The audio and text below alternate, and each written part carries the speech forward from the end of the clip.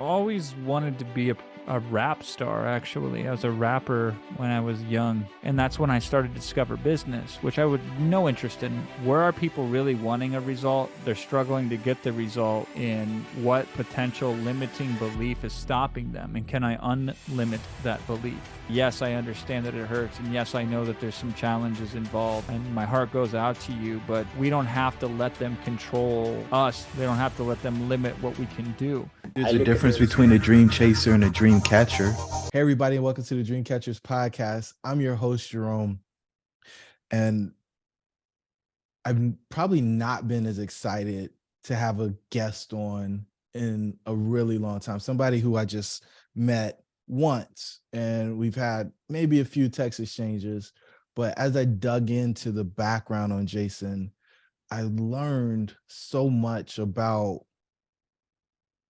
how much I was doing wrong when it comes to webinars and selling things online and product offers. And I just found his talk fascinating when I was at the Driven Mastermind. But what I found even more fascinating was our conversation after, and him digging in and opening up and sharing some of his journey. You may have heard of this guy. He's helped or trained Russell Brunson on webinars. He's written books. It's just really fascinating on how accomplished he is. But what you'll hear in this interview is somebody who's really humble. And so with that, Jason, thank you for making some time for me and the listeners today. I know you're going to deliver tremendous value, and I just want to start out with the offer of gratitude to you. I received that, and I appreciate being here with you, Jerome. So this show's about exits. And if I'm not mistaken, you've had an exit or two over the course of your entrepreneurial journey. Would you be willing to talk to us a little bit? Did you start out as an entrepreneur, or did you go into corporate America? Like, what was your journey? Yeah, I definitely was not corporate. I didn't even graduate university, dropped out as a freshman. And I always wanted to be a rap star, actually. I was a rapper when I was young. I would rap in front of audiences at 7 or 8, which is weird for a small town Iowa boy. But I was always fascinated with hip hop, and it's the only thing that was interesting to me. So the good news on that is I got really comfortable being in front of audiences and performing. What happened was later on in life, when I tried to do that professionally, it didn't go very far for a variety of reasons, which are obvious in hindsight. But I got frustrated because I've always been super intellectually curious. I always like to learn stuff. So I got frustrated. Why isn't this working? Let me learn about it. Let me figure out what's wrong. Maybe I can fix it. And that's when I started to discover business, which I would no interest in. And this was me being about 22 at the time, 23. I'm 40 now. So this was about 17 years ago. And I was not very interested in business. And then I noticed, well, I got to understand business if I want to do the music business, right? And then from that, marketing as a function of business was even more interesting to me. So I said, oh, cool. Let me try to market my music. And I'd run into issues with that I didn't like so much. Marketing and selling entertainment is so challenging because the public's tastes are very fickle, right? Like what's popular rap music today, I don't know how. If you would have jumped me in a time machine and put me 17 years in the future, it says, this is what's hot right now, I'd be like, what? Are you kidding me?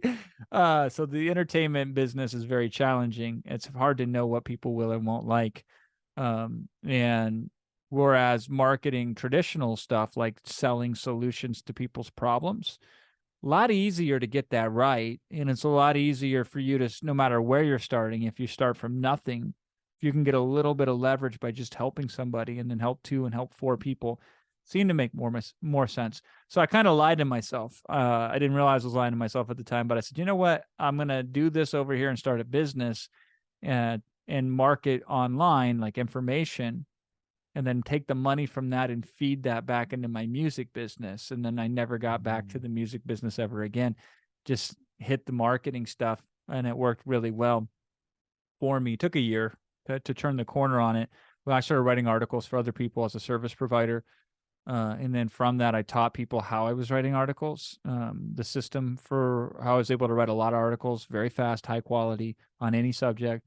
And people really liked that book. I published a little ebook. And so they're like, what else you got? And I'm like, what else you want? And I would go out there and try to build these little systems to solve these problems that I could turn around and create these little ebooks on. And that did really well. And then from that, I started to say, well, what else can I do? How else can I get better? How can I improve this skill, that skill? Got into webinars, and did some other stuff along the way.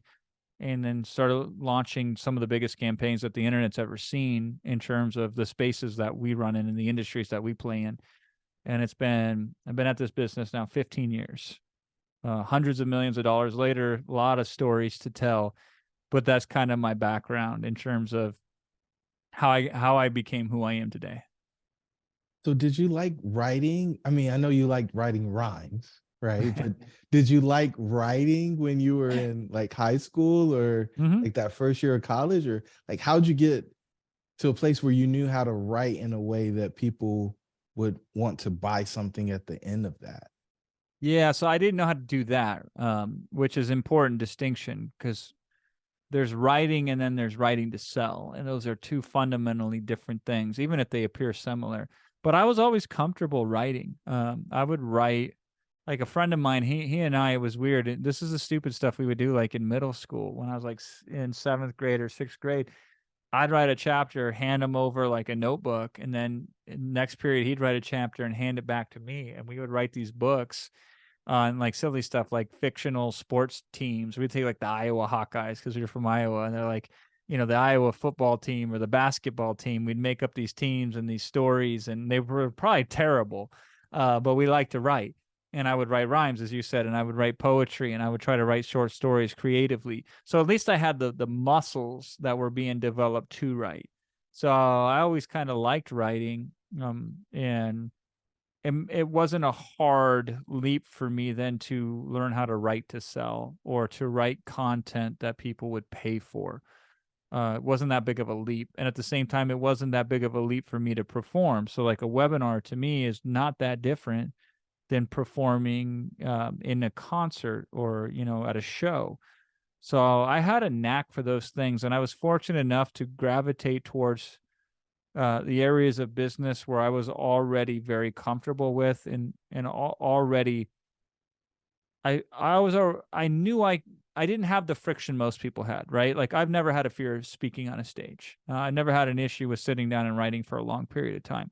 So I was able to gravitate towards the thing that I was really good at in business, which is ironic because like in the music business, I was terrible at everything else, but I had a lot of passion for it. So I was fortunate because I was already comfortable to learn the skills in business, and I developed a passion towards it. Whereas music, I was terrible at it, but I tried really hard.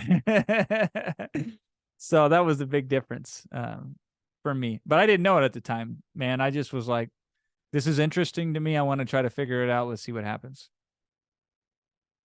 So you dropped in hundreds of millions of dollars later. How does that happen? Like most people would be happy to make $1 million. Is that just a big list? Is that some secret? I know on stage you said something about the rising tide. Like, Yeah. help put that in context for somebody who's out there and they're trying to get to an 8-figure exit, but they don't even have $100,000 in sales, maybe. Yeah, Einstein said, or supposedly said, that, compound interest is the 8th wonder of the world. He who understands it benefits from it. He who doesn't pays it. And the compounding effect is so underrated. It's so hard to understand and wrap your head around. So the first product I ever sold online was $4. And that was in 2007, $4 measly dollars, right? Not even a $5 bill, not even an Abraham Lincoln. And before that, I started charging for articles when I was writing articles for other people. $3, $3.25 is where I started at. Then I went to 4, then I went to 5, then I went to 6, 7, 8, 9, 10. Got For the brave whole along the way. article? Yeah. Cheap stuff, right? It doesn't, what I've discovered is it doesn't really matter how much you make up front. What matters is you put yourself in a situation where you can get better, and you learn something. And it's really hard to learn something if the stakes aren't there. So I was getting paid to learn, which is great. And then I knew the more I learned, the more I could get paid. So if I could just write an article twice as fast, I'd make twice as much money, that kind of stuff, right? So I was in it for the long term, not the short term. But so starting with a $4 product, you trade up. So you start to say, okay, this skill works. Let me master this skill so I can do it in my sleep. And that's what I did. And then I said, okay, now that I've mastered this skill and it's one less thing that I have to put any effort in to accomplish, where now can I add effort to layer on top of that? And so your skill sets compound. So everybody says I'm the best in the world when it comes to webinars. One of the reasons I became so good at webinars is because I created a lot of these low ticket products, these $4, $5, $10 type of products. So that trained me to teach in a structure, in a very specific format that I could then easily put into the content section of my webinar, because I had that as a building block, and a lot of people don't have that. I've also compounded the goodwill of my customer base. So if we set the expectation really low with a $4 product and we exceed it, then it's easy to compound that into further goodwill in the future, at least attention. People are going to take a look at the next thing if the previous thing was really amazing, right? So I was able to compound that too. I was also able to just compound the reputation that I built along the way. So at first, you're hunting and killing every damn deal you can find. If you don't go up in the morning and find it, you ain't getting it. These days, and for the last really 7-8 years, more deals come to me than I could ever handle. So instead of me going out to find a single solitary deal, I get 8 deals that are put in front of me, and I can pick and choose which of these 8 are the best. And by the way, what will you do for me? And so the negotiations are very strongly in my favor based on who I am, my stature, the results that I have, all those other things as well, right? So you start off and you just keep trading up and you keep compounding, and it's then it becomes logical how a $4 sell could turn into a 9 figures worth of successes along the way. The other challenge with this too is you recognize that there are peaks and valleys in every business as well. So there's ceilings of growth that you have to break through at every step in the process. So you get to from 0 to 100,000 is a ceiling. From 100,000 to 1 million may be another ceiling. 1 million to 10 million may be another ceiling. I don't know if it's that mathematically precise. It probably isn't. But the ceilings kind of work these ways. One ceiling is, okay, I can sell at a lower ticket price. That's easy because people are purchasing more for impulsivity than anything. At a high ticket price, we better have our ducks in a row if we know what we're doing over there. So you figure that out. And then you say, okay, this is great, but if I'm going to be able to sustain this, I got to start bringing in other people and hiring them. That's a new skill set, right? So you'll hit a ceiling until you can break through that. But once you break through that, then you can keep compounding to the next level. And then it becomes, well, okay, we're really good at this one method of selling. Can we get more than one method? Can we get good at more than one method? We're really good at this one method of traffic. Can we get more methods that we can also get good at? We've created these products as there are other ways to leverage them, or the strategic considerations of the byproducts from these, that kind of stuff, right? And that's how, as long as you continue to do this, you will grow. There was this study I was reading about a year ago on the accounts that do the retirement accounts that grow the most, or the best investors. Okay. The best investors in the stock market are typically dead. What I mean by that is their estate untouched, with nobody messing with it, just allowing the thing to compound over and over again. Right. The best investors are dead because nobody's changing their investments. They're just compounding over time. The second best investors are those that have retirement accounts who've lost their access to log into those retirement accounts and don't mess around with recovering them or changing them when they move to a different employment, right? So their accounts just stay building over a 30-year period of time, or a 50-year period of time, or a 20-year period of time. This stuff is so boring, but that's the key to success. And so once you get some momentum and leverage, the number one trick is to not quit. Just show up every day. And that's, if you show up every day and you are even somewhat continually trying to improve some of the stuff that you do and not having too many weeds come into your garden, right? That is a big secret to going from a small amount of money to an unbelievably large amount of money. That seems inconceivable. And it's both magical, but at the same time, it's completely mundane. The magical part is the outcome, but the process is mundane. That's right. Yeah. The process is boring, man. Especially if you have a system and you actually figured it out, but it makes it predictable. And I guess the predictability is the thing that makes it boring. So let me get this straight. You started selling stuff for less than an Abraham Lincoln, right? Not even a Lincoln. How did you know that there was a problem? Like, how did you know that people would buy? I know you said it's impulse, but how'd you know? Well, first you look at your own problems. So my problem was, man, writing articles sucks. It's tedious. It takes too long, and I'm losing money because of how long I'm making this take. So how do I make it faster? And I knew it was a problem for me. And then you look around and say other people are frustrated with this model too of writing articles, because everybody at the time, that was the internet, like this big deal back in the day, was you could write and publish articles on places like Easy Articles and get a decent amount of traffic for free. So everybody was sold on that. But the problem was the implementation. It was hard to write articles. It took too long to write the articles. So I knew if I could just help people cut their article writing time in half, time equals money, people would be very happy for that. So in any market, if you're looking at any market and saying, man, if we don't even improve the output, we just improve the time, then we can win significantly. So if everybody's taking an hour to do it and I can show you how to do it in half an hour, I don't have to make you better even. I just make it faster. And so that was a problem. Once I understood that one problem, I applied it locally just to article writing, but then I started to apply it in other areas. I'm like, is the same true for email writing? Is the same thing true for creating content for a membership site? Is the same thing true for writing a sales letter to sell the product, right? And so I was a one-trick pony for the first year. Is I just went around and sold instant gratification, as I called it. How do we take an activity that people generally associate long periods of effort and time towards, and how do we shave off half the time?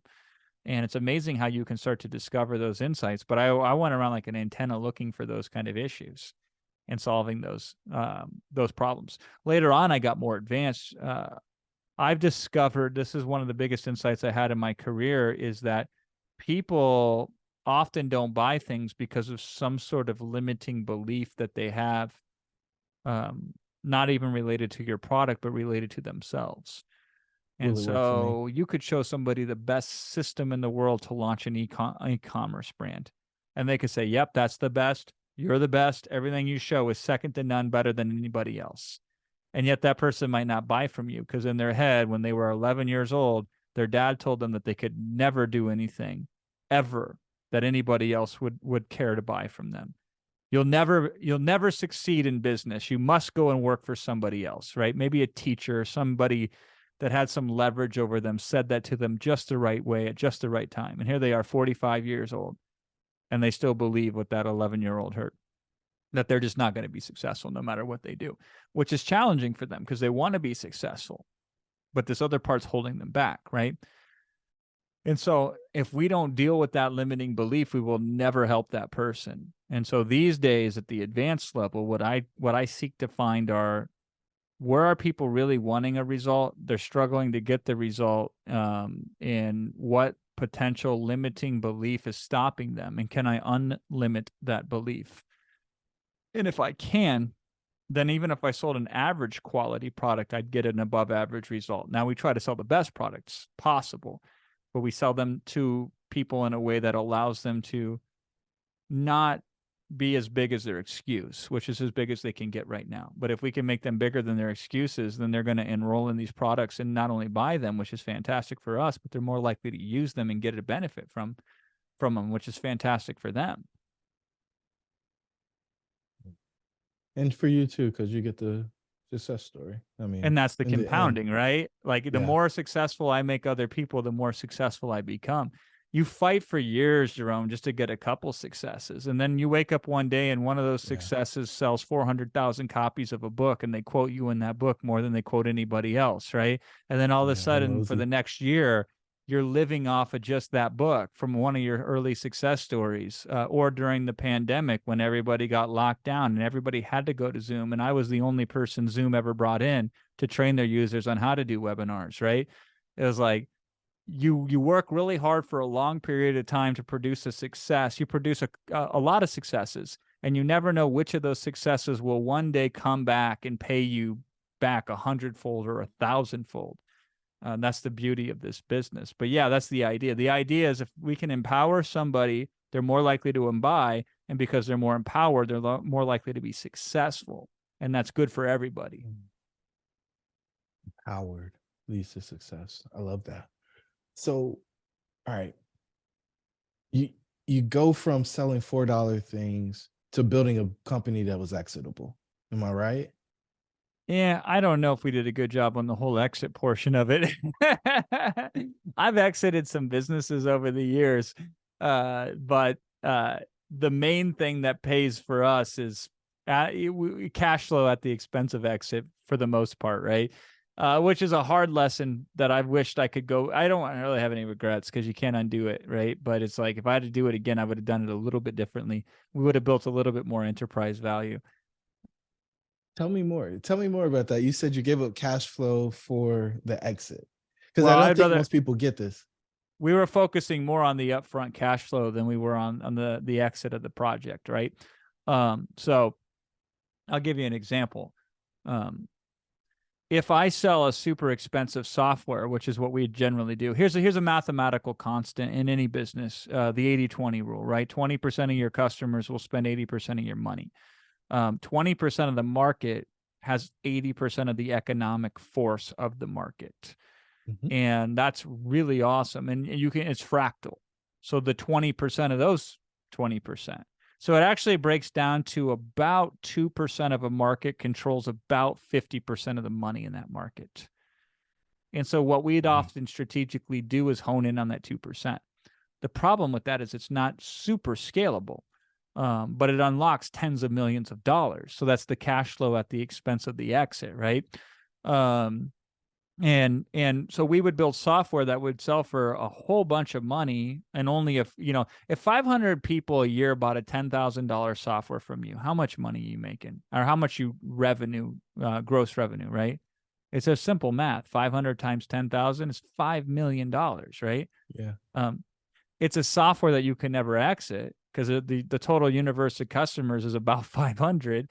And good luck having somebody acquire that would know what the hell to do with it, because they've never seen anything like it before, the way that we develop marketing systems for it, right? I don't know. We might have ended up, if we would have went for a lower ticket mass market offer, focused more on retention, on recurring revenue, and showing a company, showing somebody who wanted to acquire the consistency of the revenue so they could count on it, despite the fact that they might not do anything innovative, or give them the runway to do that, right? Maybe would have exited for more than we made in cash flow up front. Hey guys, as you might know, a very small percentage of the people who actually listen to this podcast are subscribers. So do us a favor, subscribe. In fact, we did some analytics and we found out that only 25% of the people who listen are subscribers. And our goal is to get that to about 75% over the next 3 months. So do us a favor, hit the subscribe button so you get notified when our new episodes come. We plan to bring immense value to you guys going forward as we continue to improve the content that we create at Dreamcatcher. Your dreams should be real. Let's get back to the show. I don't know. I know for most people, the way that they'll make their fortune is more likely on an exit event than it is doing it the way that we've done it. And like I said, we've done some exits too. But it's only recently where we've been really focusing on thinking about the exit before the entrance. Whereas before we would just roll it out there, see what happens. And then if there's an exit at the end, cool. If not, whatever. So I want to make sure I got this right, because you're talking at a level I don't think most people ever read about. So you built the business, basically product launches. You were figuring out how to get sales in the door. And those were one-time sales instead of recurring sales. And that led to really high cash flows. And then when you guys decided to exit the business or businesses, you were selling something that didn't have high recurring revenue. So you were selling maybe an email list and some other stuff. And Yep. that wasn't the big payday that most people talk about because you were able to take the cash off the table from the initial sales. Well, it's less that. It's more of the number one thing I can do in business is spot an emerging trend. And then with some very effective, calibrated marketing to to the internal and external context of the market at the time, right? Optimize so thoroughly for that. So I'm really good at seeing, okay, the market is moving towards this thing. And the more we can speak the language of the market in this moment, because who you are a year from now is not who you are today, right? You never Right. step in the same river twice. Both you and the river will have changed the second time you step in it. And so every market has very specific individual needs at the time. And the more you can speak that conversation, the higher your conversion rate will be. The problem is that the market changes and the opportunities change too. And what we've really done to help customers more than anything is find opportunities for them to play in where they don't have to be that good and be successful. Those opportunities always have a closing window of time. They have a short time horizon where it's like getting on a bus. Whether you're the first one on the bus or the last one on the bus, you get to go on the bus. But if you miss the bus, you miss the bus, right? So we're getting people on the bus before it takes off. So we're really good at spotting these trends and opportunities and providing vehicles for people to best take advantage of them. But they're they last a couple years at most. And so this affords us lots of cash. This is why we're so well known, because we come in and we do these masterful marketing campaigns that sell all sorts of revenue that nobody else has ever seen, right? But when those are done, they're done. There's some tail to them. Don't get me wrong, right? Like there are tools we can provide to existing user bases to continue to use them and to continue to leverage them, right? But this isn't like, hey, people will always need traffic, so let's invent Uber, right? It isn't one of those deals where we're trying to capture the other 98% of the market that only accounts for 50% of the revenue. We're not trying to create a marketing force that even if everything stays the same and it's business as usual, there's some other massive advantage that makes that attractive to be acquired, right? Now we say all that because we're working a partnership deal with a company at this point and juncture who is building for exit, and we're negotiating percentages as a result of the exit for the partnership that we would provide, right?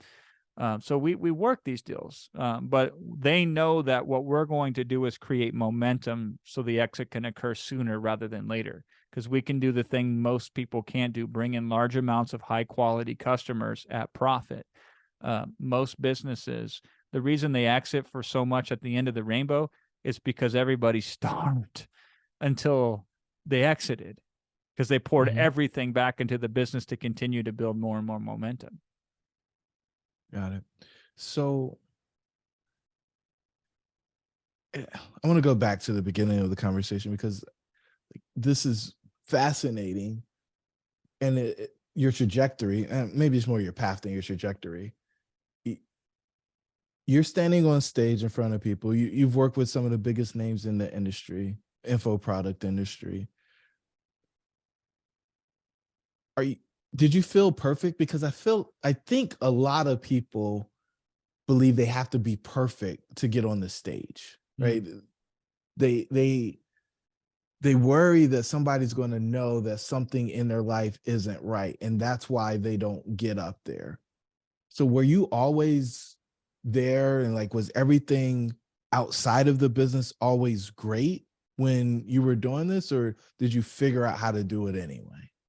Well, I mean, you'd heard a little bit about my story, Jerome, and I'm okay with speaking on it and on podcasts publicly now. Is like the childhood I grew up in was very traumatic. Diagnosed PTSD with some ADHD, sprinkled in for seasoning. And when I was 17, my mom went on the run from the feds because she was dealing crystal meth and they were going to catch her.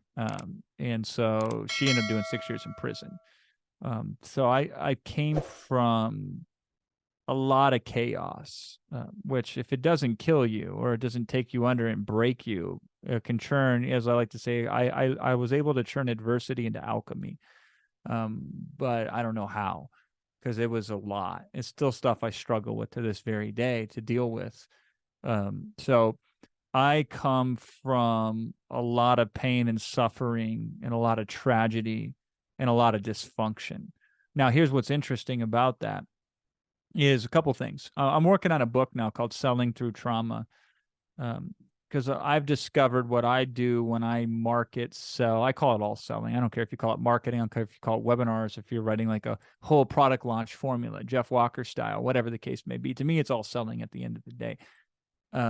What I've discovered is the way I've been able to most resonate and connect with audiences is because I can empathize with the struggles and pain that they have, even if I can't understand them. And there's pains that I haven't experienced that are deeper than what I could even begin to fathom, right? But there's this shared ability to connect with somebody through that pain and to say, yes, I understand that it hurts. And yes, I know that there's some challenges involved and my heart goes out to you, but we don't have to let them control us. They don't have to let them limit what we can do. And so I'm able to channel that and tap into that, right? The other thing too about trauma is for some people like me, the response is if I feel completely unworthy inside, the way I always ran it through, that's how I interpreted it in my childhood, is like, if I would have just been better, then I would have been loved in the way that I wanted to be loved. So there must be something fundamentally wrong with me to not be taken care of. Like if I was truly worth loving, then I would have been loved, right? That's how younger me interpreted it. Not even necessarily consciously, unconsciously. That's just how I looked at the situation. I didn't think about, well, my parents were all messed up. They came from trauma, right? They were just trying to hold on. They couldn't even take care of themselves. How are they supposed to take care of me? It wasn't personal, right? As ironic as that sounds. The way in which I was raised wasn't personal. But I grew up with this fundamental feeling that I was broken inside and that I was unworthy. And in order to counteract that, I went out there and tried to prove my worthiness. Now, I tried to prove it by being super successful, right? Spoiler alert to that, by the way, the amount of external success you get will not solve the internal feelings of unworthiness. I hate to break it to all of you right now. And a lot of the people you follow on social media, they are selling you the same bill of goods that they're trying to do. They're trying to be super achievers to fix some sort of internal issue, and then they're trying to advocate for you to do the same, right? So it's a very dangerous game. You got to be cautious of this stuff. But that's where I came from. So for the first 35 years of my life, I went out there to prove to myself and to the world that I was worthy of being loved, and so I was useful. If people appreciated me and said I helped them and said because of me, they were able to do great things, right? And I was able to solve massive problems they had in their life, and they were so grateful towards me. It helped, but it wasn't enough, but it helped. But that's where it came from. That was the drive and the motivation for me. And that's how I was able to be so successful. So if you see me looking up on stage and you think this guy has all the answers, it's like, oftentimes I feel like I'm the most screwed up person in the room, except for entrepreneurs, then we're all screwed up. Yeah. But in most rooms, I feel like an alien in my own skin. And it was only in the last 5 years. So my first 40 years of my life, I lived it one way. I'm going to invest those and live a different way the next 40 years of my life. Because only in the last 5 years, I felt that I can take the best parts of all that, but also build my life in a way that's healthy. So I can be healthy and I can be whole and I can be happy independent of any external success or in any term of any independent event that occurs. And so I'll give you a great example of this. Not once, but twice, I worked myself into a point of exhaustion to where I had to be hospitalized, right? Didn't know when to stop. That's a clear lack of understanding of boundaries in that regard. So it's like, okay, this is not useful to anybody if I put myself in a position where I go past my my own boundaries of healthiness, then I can't show up for you if I can't show up for me, right? Right. But when you have this feeling of trauma and you don't value yourself too much, of course it's easy to work until you drop exhausted or drop dead, right? Yeah. But when you start to value yourself, you start to take better care of yourself. You start to take better care of yourself. Now you have another perspective in what you can bring into the conversation to help other people. It makes you more valuable and actually more helpful to them. This is what I find that's so fascinating to me, right?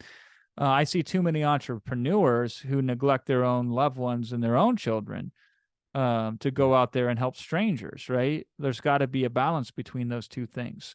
And so the good news in this is, like, if anybody's looking at what I accomplished and think that I had it all set up in my favor, and that I had some sort of advantage that they didn't have, I had the advantage of trauma, and I was able to transmute that and use that. But I was as messed up as anybody could have ever been. So that may give you hope. Yeah, I often remind people that we found 5 different, I guess, significant events in the life for somebody who's an apex performer, somebody that has a success, say, of yourself, like near-death experience, total financial ruin, losing somebody early in their life that they loved, feelings of unworthiness, people pleasing at times, and then some mental health issues, depression, suicidal ideation. And so, I've been through all 5 of those. And it's interesting that you talked about, you didn't say it this way, but the mess being the message, right? That is the thing where you can connect. That is the thing where you can really create a relationship with people in a really quick time frame, and then use that in order to be helpful to them.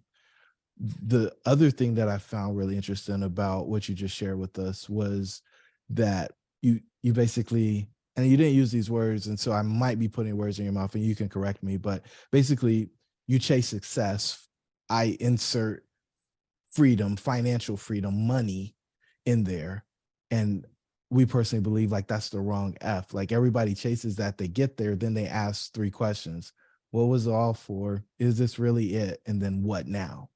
And when they get to the what now, they're looking for something else. They're looking for fulfillment. That's the other F. That's the F I think we should be chasing. But the American dream doesn't talk about that, right? The American dream just talks about the money, the house, the wife or the husband, the 2.5 kids and the 2 dogs and the luxury vehicle. And so I think most people, like once they actually get there, they look around, they have a very similar message as you, which is, it doesn't fix the things that you think it's going to fix. Like all of this is an inside job, and you can't fix an inside job with external things. Am I off on that in any way? No, you're totally on point. Now, to the nuance is this, right? Like the things that you learn during that journey can be some of the most valuable insights that you can recalibrate towards. So there's not a whole lot that I'm changing, or that I did change in the last 5 years fundamentally from the first 35 years of my life. Just a few things. So I still do what I do. I still care. I still go out there. I still try to leave my mark and contribute, right? I just have better boundaries now. I'm more smart and intelligent about the commitments that I'll make. I make room in my life for other things besides business.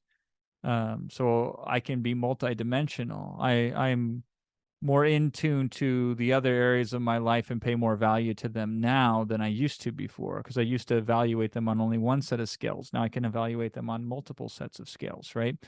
So it's amazing how close most of us get it, and how little it actually really takes in terms of adjustments that are needed. So I have zero regrets in how I played the game.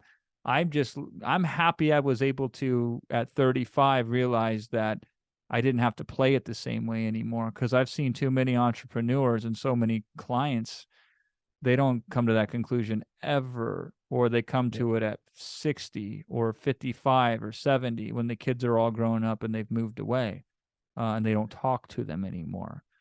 That kind of stuff, right? So I'm glad that I saw it earlier than most, but I'm also realizing that if I'm teaching people the way that I used to teach them, I can only give them a limited viewpoint of what they can do and hope that they figure out the rest. Now I'm able to teach in a way that I think is more effective too, which is my goal is always impact, right? So I can now impact more and I can take better care of myself at the same time. So it's just getting better. But ultimately knowing that this isn't going to fill everything in my life, this business success is going to fill a small area of my life, an important area, but there are other areas too. It's not your whole life. I think that's important. Yeah. People talk about balance a lot. We prefer the word centered because balance usually means that you're not making a ton of progress. So you said, hey, they never figure it out. When you were talking about the entrepreneurs, they just keep going. And then at some point they look up and they realize, man, I might have missed it. And so one of the concepts that we talk about regularly on this podcast is the founder's exit paradox. And that's what happens when somebody gets on the other side of the cell. And it feels really similar to an existential crisis where you begin questioning the meaning and purpose of your life, but it's different because it's triggered by a major accomplishment.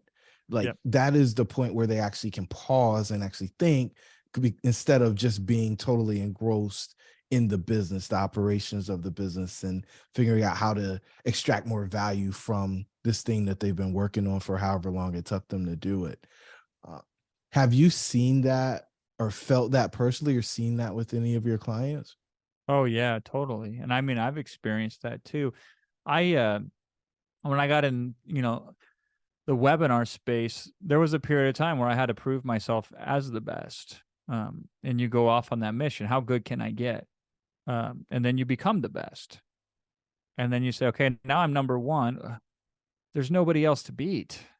Like there's no new metric to push. We set a record for an affiliate promotion one time where we sold $9.8 million of somebody else's product in 8 days. This is in 2015. We beat second place by about $8 million. So it wasn't even close, right? Nobody's came close to that record in a product launch as an affiliate since then. There have been bigger launches than that launch that we promoted. Nobody's came even within $3 million of it. And that's not accounting inflation even. And that was at the time of this recording 8 years ago, right? And technology's gotten better since then. The market size has gotten bigger since then. Every indication should be that record should be disrupted, and it isn't. It still hasn't been even touched. So what the hell are you going to do? Like if Michael Jordan goes out and has the best game of his life, is he going to say, okay, now let me have a better game than that? And if he does, so what, right? So I reached this point in time where everything was working towards something. And then when I accomplished it, the real question became, do I even go further to see how much I can push the limit? Because now you're working harder for less reward, right? To win the next edge requires a significant higher effort. And the payoff is so small. Or do you say, do we start over and climb a different mountain, knowing how damn hard the last mountain was to climb? And you say, shit, I don't want to do either of those two. What the hell do I do? So then you try doing other stuff, but you feel terrible doing it because you're like, man, I suck at this other stuff. I want to immediately be an expert in something, and I'm used to being so good at things, and now I'm sucking again. What do I do, right? And then you walk around and you feel worthless, and you feel confused, and you feel scared. So I've had that experience. The number one experience that most of my clients that exit is you said it earlier, you say you look up one day and then, well, these guys don't even look up. Before the exit is done, they're already entering something else simultaneously.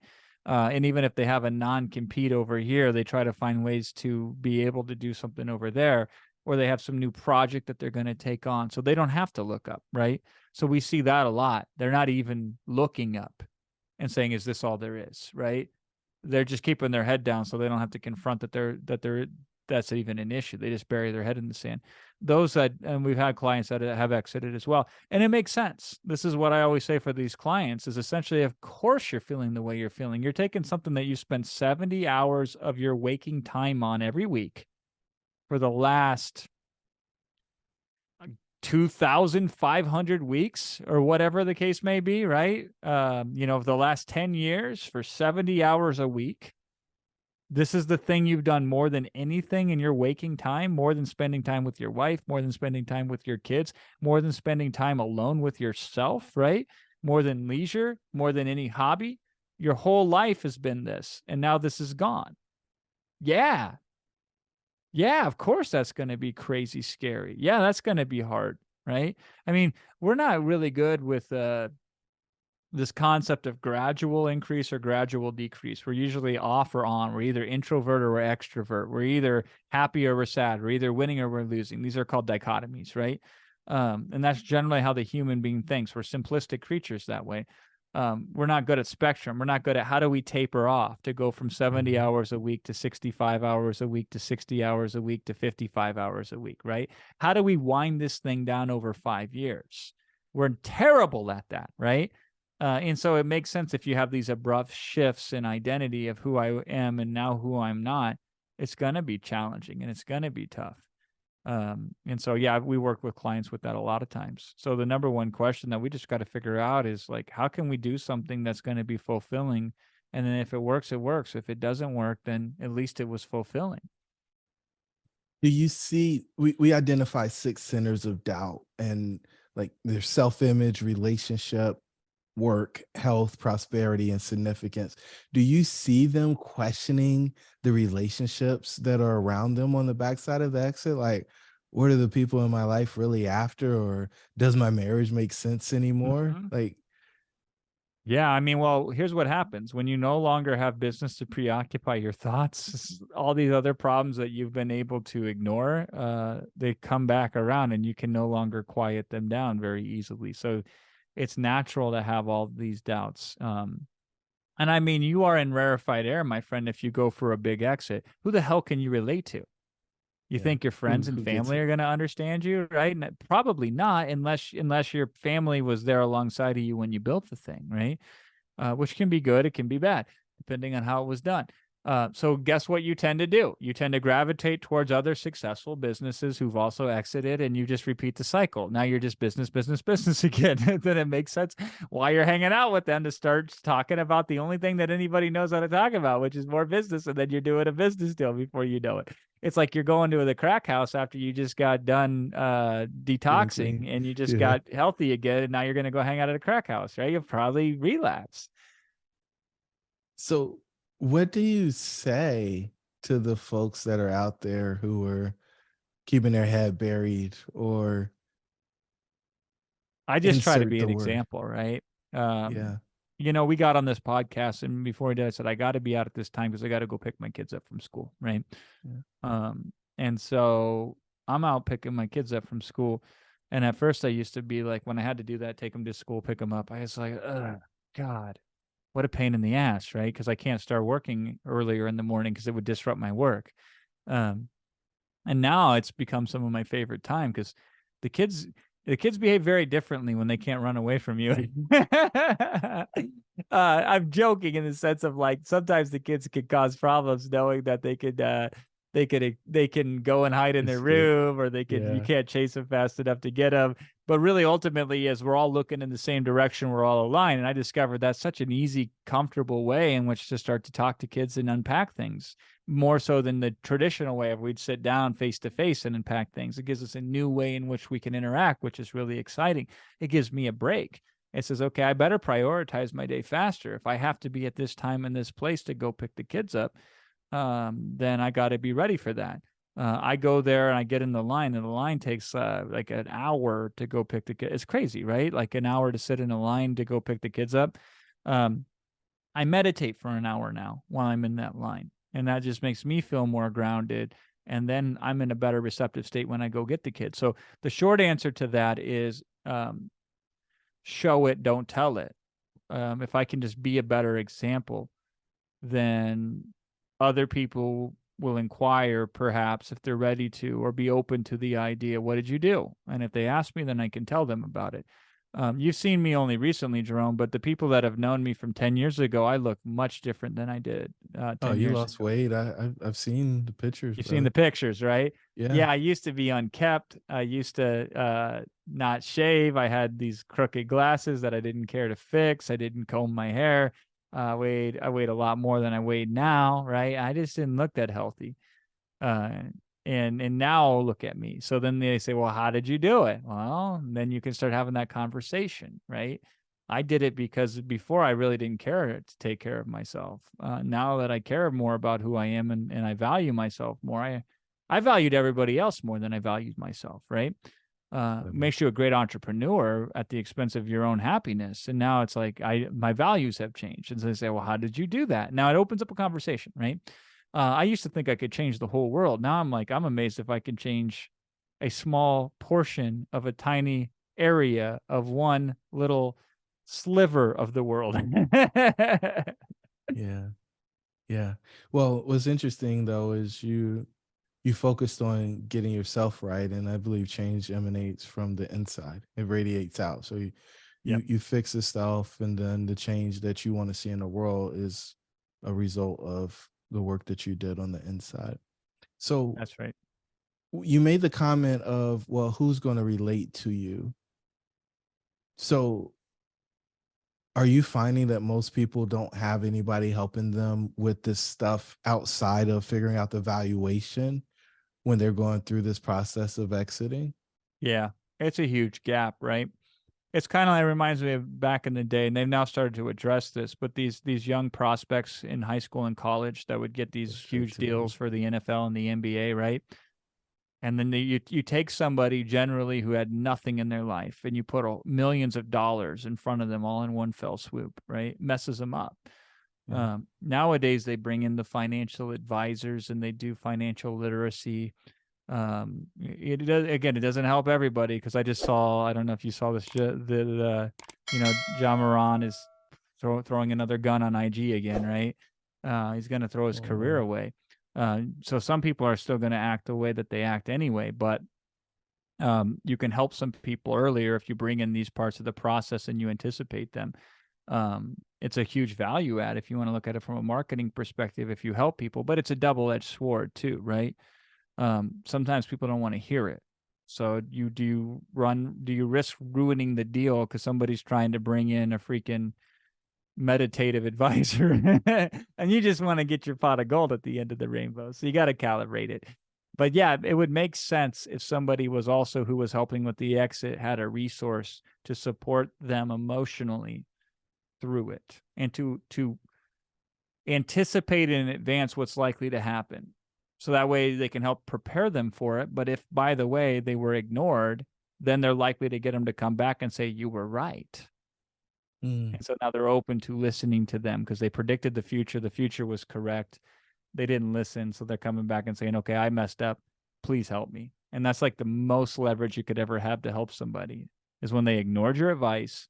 You predicted what was going to happen. It happened. And they came back. You still love them. You still want to take care of them. And you don't say, I told you so. But you say, okay, now let's see if what makes sense. Greatest leverage you could have with a client. yeah. We try to get people before they go over the edge, because it can be really deep and dark if you're not careful when you go through that Yep. period.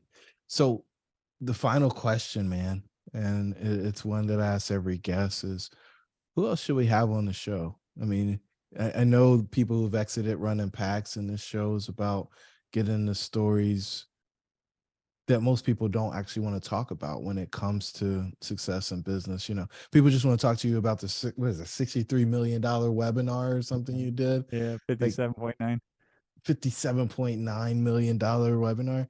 But you gave us gold today, man. And so is there anybody else out there that we should be interviewing? Let me think about that, right? I might have a few people that I think would make a good fit for you.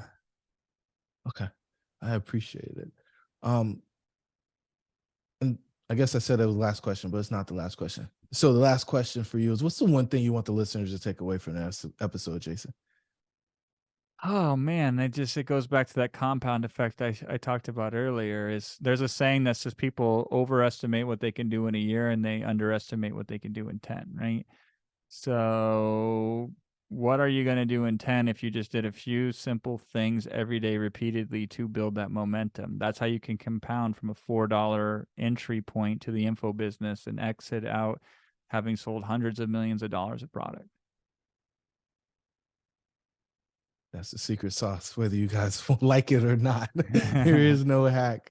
Jason, this was awesome, man. Thank you so much for being vulnerable and giving us wisdom from your journey. It was really cool to hear you say, hey, if I didn't go through that stuff, I probably wouldn't know some of the stuff I know. And Yep. so there's value in the journey, the trauma. Somebody else I was talking to earlier today said, hey, I want my kids' life to be better than mine, but if I take all the struggle away, then how do they actually learn how to be tough or learn the lessons? And I thought that was really, really interesting.